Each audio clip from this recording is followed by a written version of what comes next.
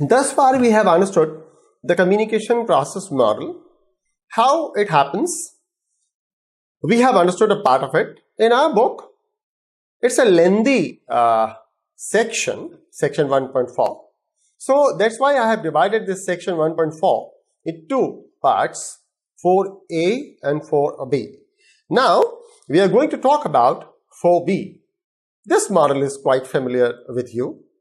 Sender has an idea, sender encodes that idea in a message, sender produces that message in a medium, sender transmits the message through a channel. Oh my God.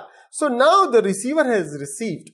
So we are going to talk about the next three steps, 5, 6 and 7. Audience receives the message, audience decodes the message, and audience respond to the message. How it happens and so on, and how this communication will get completed is the next part of this chapter. Audience mindset. Audience has received the message. Now, what audience will do? After this receiving, decoding will happen. This decoding will happen. And then responding will be done.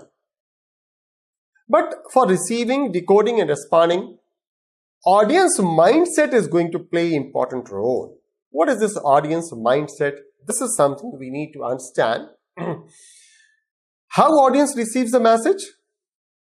It sends the message, presence of message, selects the message. A lot of messages are there. I have understood, I have sensed that a lot of messages are there pending. I'll select one message, which will be read by me, means I'll perceive, understand, interpret the message. This all will be having impact of my perception, my mindset, my ability, etc., etc. So this is what we are trying to understand. So how can we enhance the effectiveness of any message which is being received by the recipient? As a sender, what can I do?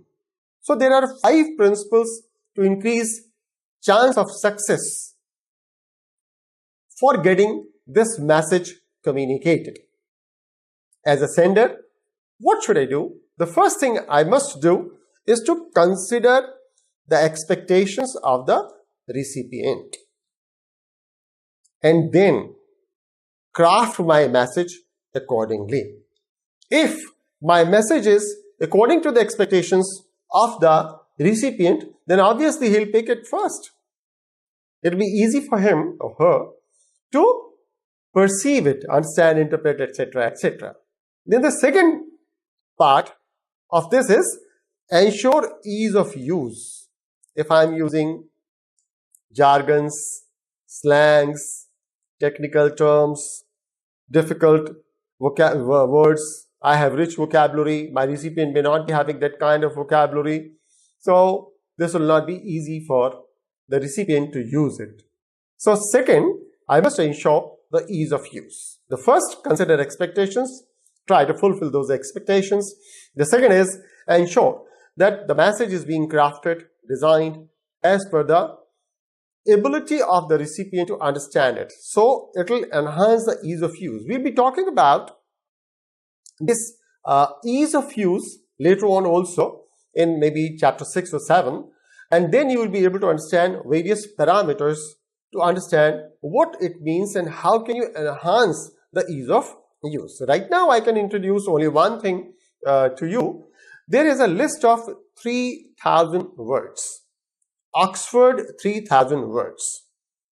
If your communication is having words from this list of 3,000 words selected by the Oxford Dictionary, then probability of getting the message across increases. So this will enhance the ease of use. We'll talk more about this later on. So the first is consider expectations. Second, ensure ease of use. Third, emphasize familiarity. Familiarity means what? that how you are familiar with the recipient. If you are similar to the recipient, then obviously this message will get communicated easily. The recipient will feel like reading, understanding, and appreciating the message. Then, the fourth principle is practice empathy. Empathy means what? Try to understand the situation of the recipient and then develop your message, craft your message. We'll be talking more about the empathy later on also. And if you have any question, then obviously I'll be happy to take that question during open house session. And finally, the fifth thing is design for compatibility. What this compatibility means, that whatever message is being designed by you should be readable by most of the devices. This compatibility is now obviously related to the equipment which is being used by you and the others. So your message should be readable in most of the devices. So design for compatibility. These are the 5 principles to increase chance of success of getting your message across. Now the question is, after this receiving the message, how decoding happens in the mind of recipient? There are a lot of cultural issues, individual beliefs, language issues, and thinking styles. Few things we are in a position to understand easily, like maybe cultural issues. I'm coming from a different culture,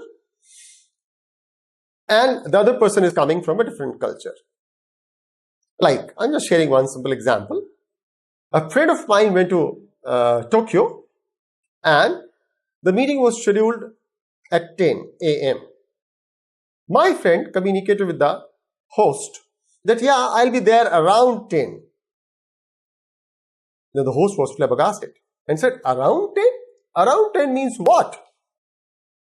So, they have a culture to honor the time, precision of time. 10 means 10. It is not 9:59 or 10:01.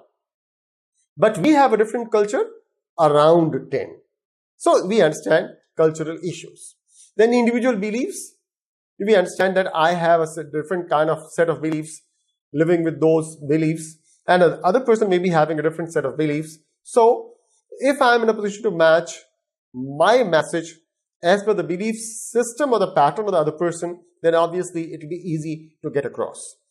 Then language issues, we have already understood about the vocabulary, jargons, slangs, etc., etc. Thinking style.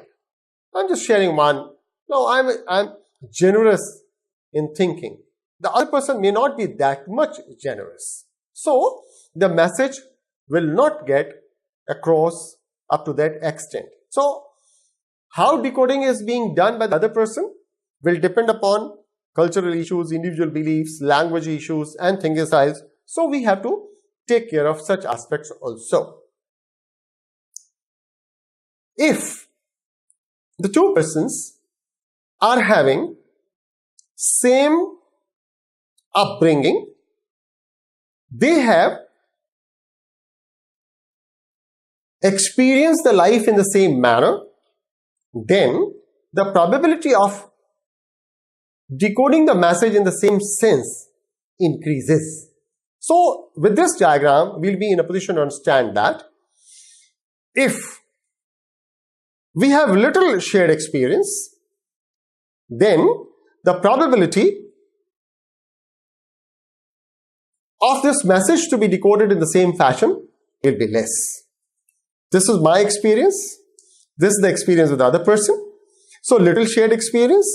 So, meanings dissimilar, leading to misunderstanding. Average amount of shared experience means this is your experience, this is my experience, and we have average amount of shared experience. So, meanings similar. Average degree of understanding. And the third level, the highest level, large amount of shared experience. You see, it's not 100%. It cannot be 100%. Why? Because while we are experiencing something, my ability of perception will be different and your ability of perception or perceiving certain things will be different.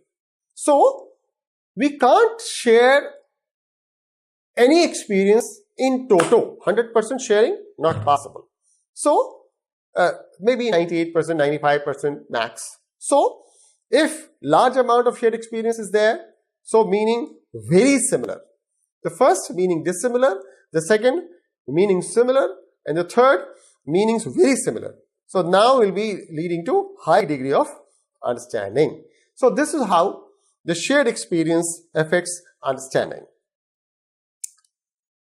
How respond emerges in the mind of recipient will depend upon the three abilities of the recipient. Memory, how well the person is in position to recollect a lot of things which we have already shared. I have already shared a lot of facts about a particular project or situation with you, but you don't have those facts in your memory. It will be difficult for you to respond to that message. Then my ability, how far I am competent, I have learned, I know the technicalities. My ability to respond, my response will depend upon this ability. My ability to respond will be defined by my skill set or ability to understand the niceties of the project. Similarly, how motivated I am. What is the level of motivation?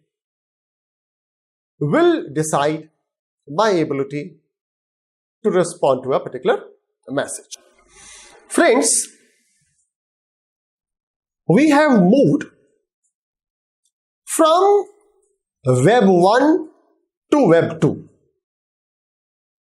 We have seen a transition from 3G to 4G. Similarly, business communication is also moving from version 1 to version 2. What is this version 2? Version 2 is talking about let's have a conversation. When version 1 was talking about we talk, you listen. This is the difference between the model of social communication. Here only one person was talking, rest of the persons were listening. But now everybody is talking and listening. What are the key differences in the two? This chart in your book is beautifully defining the difference between the two. Allow me to enhance this. This is version 1 and version 2. Version 1, conventional promotion, conventional communication, we talk, you listen. Next version 2, the social model, let's have a conversation. What are the tendencies? In 1, it's publication, broadcast, but in version 2, it's conversation, discussion. Not lecture, but discussion. Not publication and broadcast, but conversation. In version 1, it is unidirectional. Only one way communication. But in the case of version 2, it is bidirectional. We do it with the permission, or maybe multi-directional. Version 1, one-to-many, mass audience. But in version 2, one-to-one or many-to-many. Version 1 was targeted towards control, but version 2 is targeted towards influencing others. Version 1, low message frequency, very few conversations are there. But in the case of version 2, high message frequency. Version 1, very few channels. But in the case of version 2, many channels, and the channels are increasing day by day. Information hoarding was the paradigm of version 1. I'll share very limited piece of information with you. But now in version 2 is information sharing. Version 1 was having a static sharing of information, but version 2 is dynamic. Version 1, hierarchical, top to bottom, or maybe bottom to top, down to up. But this is not hierarchical, but egalitarian, means everybody can communicate. Version 1 is structured, it is amorphous. Version 1 isolated, it is collaborative. Version 1 is planned, and version 2 is, I'll not say reactive, I'll say responsive. And then version 1 resistive, and then this is responsive. So instead of reactive, I said responsive, but responsive is also there in the list. So I like to replace this word reactive with proactive. So the first one was planned, but now it is not reactive but proactive. Let me see what can I do. Although I haven't planned it, but I'll be able to do something better. So friends, this is social communication model version 1 and version 2. We have another part of it, which is something known as perception and communication. How I see the things. What is this perception? Let's understand the word perception. Perception is the process through which we get understanding of our surroundings. It's having 3 parts. 1 is stereotyping, 2 halo effect, 3 selective perception. We'll talk about all the 3. But I hope we are in a position to see this image in front of us. This image from one angle is looking like 2 faces. Nose, lips, chin. Similarly, another face. But from another angle, you are in a position to see holistic view of this picture as a flower pot. Similarly, in the second image, you may see face of a lady, or you may see a person who is having an instrument and playing that instrument. This is what? This is all about perception, how I see the world. And how I see the world will be impacted by 3 factors: stereotyping, halo effect, and selective perception, one by one. What is this stereotyping? A widely held but fixed and oversimplified image or idea of a particular type of person or thing. Stereotypes. I'm assuming now villagers will be like this. I don't know who is villager. I'm staying in Delhi. A person coming from Allahabad or Lucknow may be villager, backward. But for a person who is staying in Lucknow, a person coming from suburb areas may be not up to that much progressive, villager. So this is stereotyping. If we are trying to see the things from this angle, then obviously message will not get perceived in the same fashion as it was sent. The second part is halo effect. What is this halo effect? The tendency for an impression created in one area to influence opinion in another area.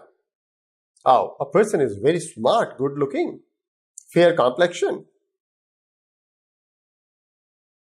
nicely dressed. It seems that the person will be gentleman. But does it guarantee gentlemanness? No. This is something known as halo effect. By looking one part of a message, one section of the message, you can't interpret other sections of the message. Other sections may communicate something different. And the third, as we remember, is selective perception. Selective perception means what? Tendency not to notice and more quickly forget stimuli that causes emotional discomfort and contradict our prior beliefs. What is happening? That I saw something, I perceived that thing, and now I'm sticking to that. I'm not agreeing to come out of that, not agreeing to see the things from your perspective. This is selective perspective. You are in a position to see this image. From this side, this person is in a position to see 3 logs. But from this side, for this person, there are 4. 1, 2, 3, and 4. Selective perception. So we need to take care of this aspect also while communicating with others. Then the next part of this communication process model is about attitude and communication. What is this attitude? Attitudes impacts our interpersonal relationships, disposition towards self and others, in turn, the communication process. What's my attitude? What's my attitude towards environment? What's my attitude towards my customers? What's my attitude towards my boss? Will define everything. Now you are in a position to understand. What's my attitude in my family towards my father, grandfather, brothers, siblings, neighbors? We understand now. This is attitude. This attitude is going to have huge impact on communication. 4 parts are there. 1, preset attitudes. 2, faulty judgment. 3, deficient communication. 4, contrasting attitudes. Let's understand one by one all the 4 parts. Preset attitudes. Preset attitudes is a settled way of thinking or feeling about someone or something. This is preset attitude. If you have something like this, then obviously your communication is going to have impact of this. Either you are sending this message or you are receiving the message. The second is faulty judgment. People who have issues with their judgment may jump to conclusions prematurely. Means you saw something, you understood that thing, you feel that you are very smart and you are in a position to see the things, perceive the things very fast. Oh my God. It may be leading to misinterpretation of the message and will cause to barrier in communication. Then, deficient communication. You are not in a position to share the entire thing. It's not sufficient but deficient. Means taking something granted or leaving people guessing. Like I'm saying, meeting tomorrow. At what time? Place? Agenda? Should I prepare myself for the meeting? Who are going to participate in this meeting? Etc. etc.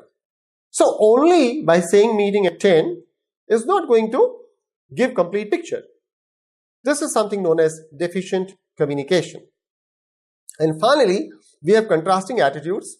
An obvious difference between 2 or more attitudes. I have a different attitude, you are having a different attitude. It's contrasting attitude. The image is clearly in a position to show. Now, the person having red tie is having positive attitude, and the person in yellow tie or the gray suit is having maybe pessimistic attitude. So, whenever this person having red tie will try to communicate with something with the person who is having yellow tie, will be misinterpreted, will not be received by the yellow tie person in the same fashion. Why? Because of contrasting attitudes. Friends, the last part of this section 4 of chapter 1 is about modes of persuasive communication. How can you make your communication more persuasive? So let's understand what is this persuasive communication. It's convince other people to change their attitude or behavior regarding an issue through the transmission of message in an atmosphere of free choice. What is important is atmosphere of free choice. If the other person is not having free choice, then it's not persuasive. It's like directive. It's like compulsory. It should be atmosphere of free choice. And within the atmosphere of free choice, if you are in a position to convince other people to change their attitudes or behavior, then this is something known as persuasive communication. This persuasive communication will be based on 3 things: logos, pathos, and ethos. How strong your ability is to persuade others is persuasive communication. How a strong message can influence thinking, behavior, and beliefs of a particular person or the recipient is persuasive communication. Let's understand the 3 components: logos, pathos, and ethos. Logos, applying logic to justify or convince. One by one. Let's understand the word first. Logos, applying logic. Okay? Like a lawyer. Pathos is emotional appeal. Logos, logic. Pathos, emotional appeal. Ethos is credibility of communicator. Oh, he said it. Oh, who said? What is the credibility of the person? This is something ethos, pathos, and logos. And we have to strike a balance between the three components, ethos, pathos, and logos. More about logos. It's like you are going to give logic or proof. Logic, reason. Uses studies, statistics, comparisons, and metaphors. What is this pathos then? Values and human emotions. Uses stories, vivid characterizations, and quotes. What is this ethos then? This is trust and credibility.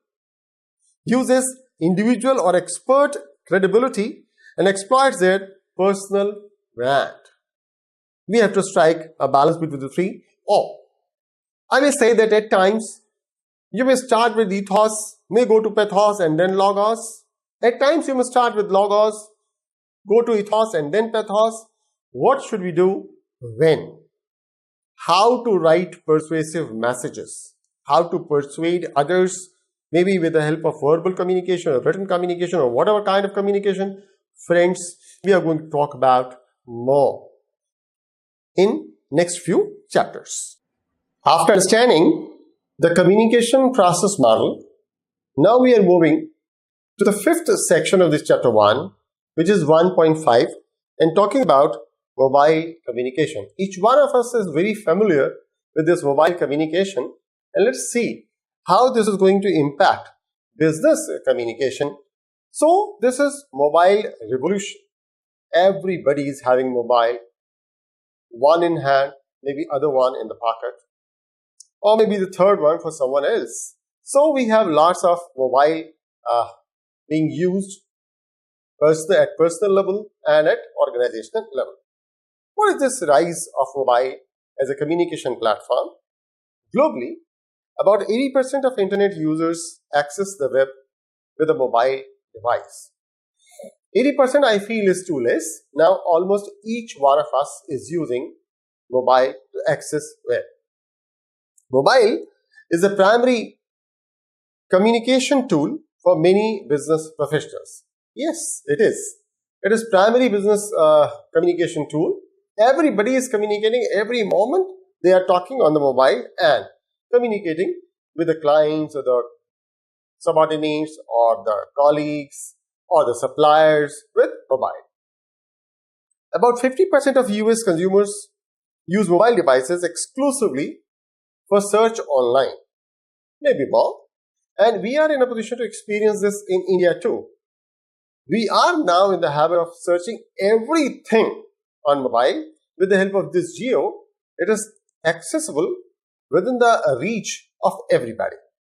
And the smartphones keep people connected 24/7, round the clock. I have experienced it. Even few of my friends, they respond at 2 midnight.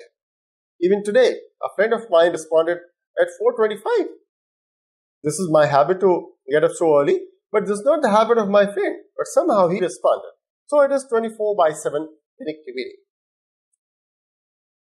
What this mobile technology is doing to business, it's changing business communication.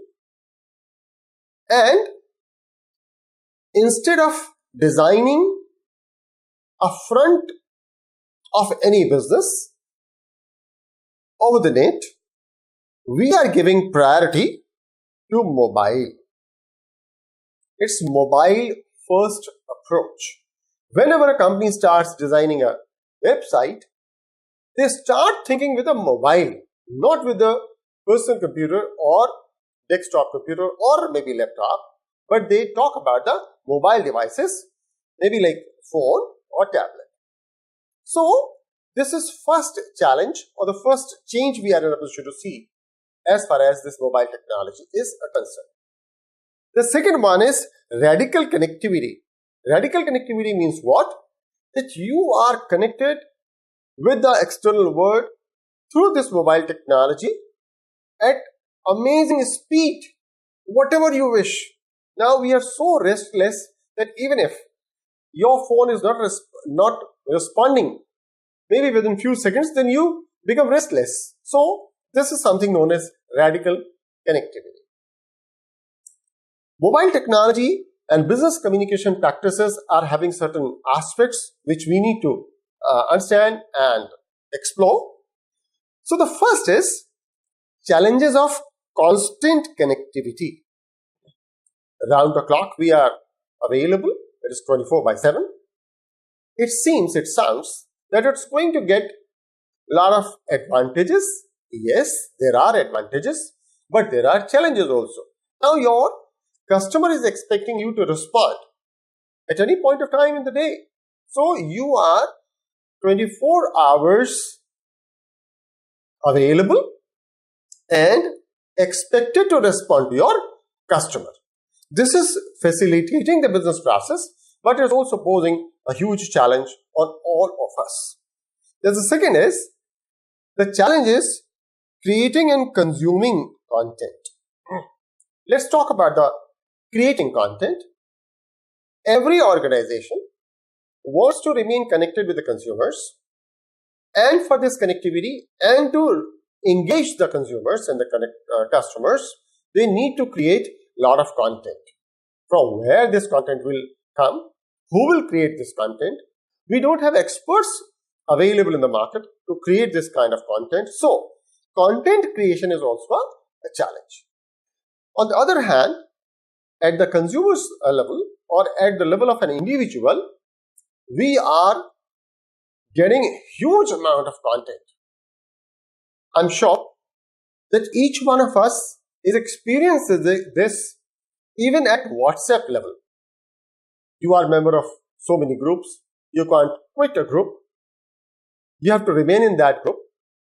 A lot of messages are being posted, uploaded by group members, and you are unable to understand which one is really important for you. So this is something like related to challenge for consuming content. This is also leading to third challenge. It's multitasking. Now you are also experiencing that while if not driving, it's so serious to use mobile device while driving. Although we are in a position to watch this on every road. People are using their mobile while going from one place to another place on their two-wheeler. What to talk about the four-wheeler?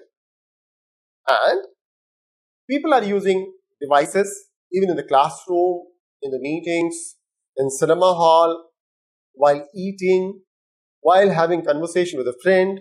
So this is causing to a lot of distractions. So you are not in a position to concentrate on one part of activity or that activity you are handling at that moment. This is one challenge, third challenge. Then the fourth challenge we are having is the pressure of standards of writing. Very fast you are supposed to respond. Very quickly you are typing.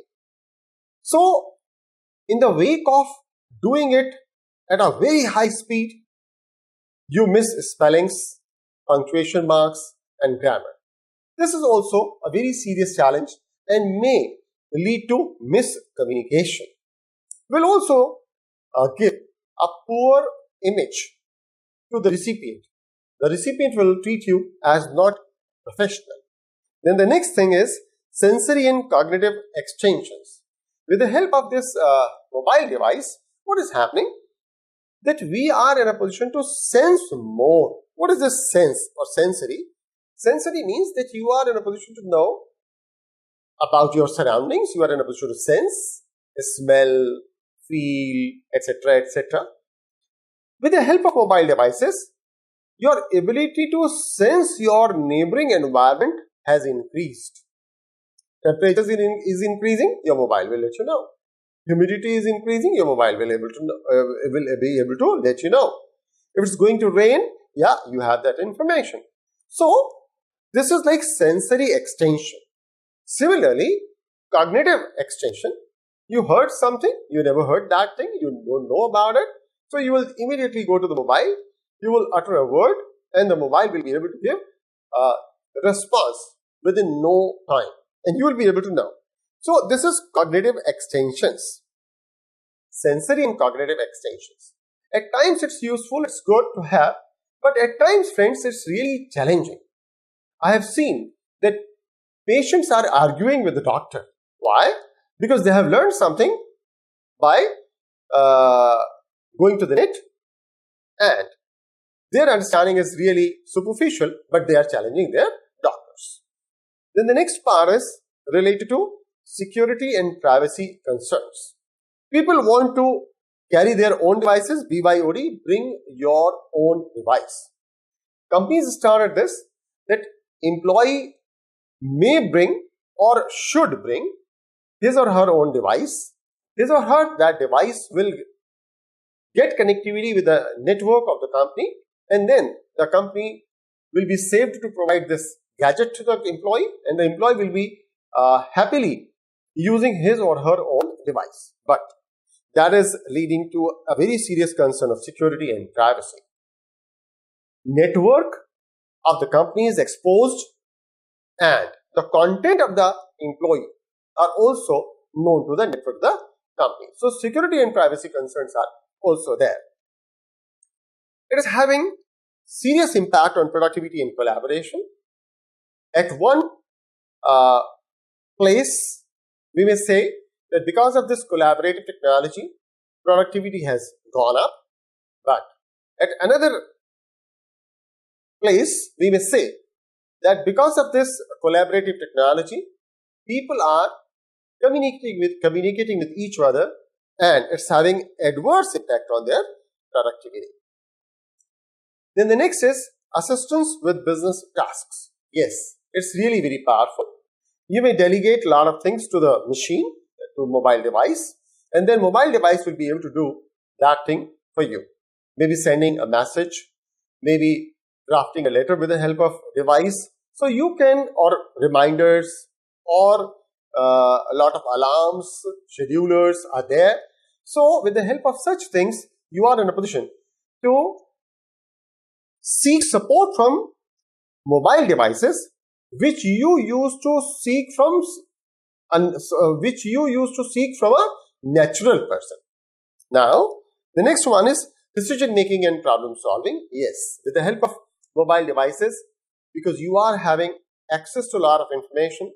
Lot of information is available on your mobile device. Lot of information you can dig from your mobile device. So it's going to help you in the process of decision making and problem solving. Another part of this is related to engaging experience for customers. You may keep on sending relevant messages, engaging messages to your customers, and then customers will remain hooked to you. So this is the way in which mobile technology is having its impact on business.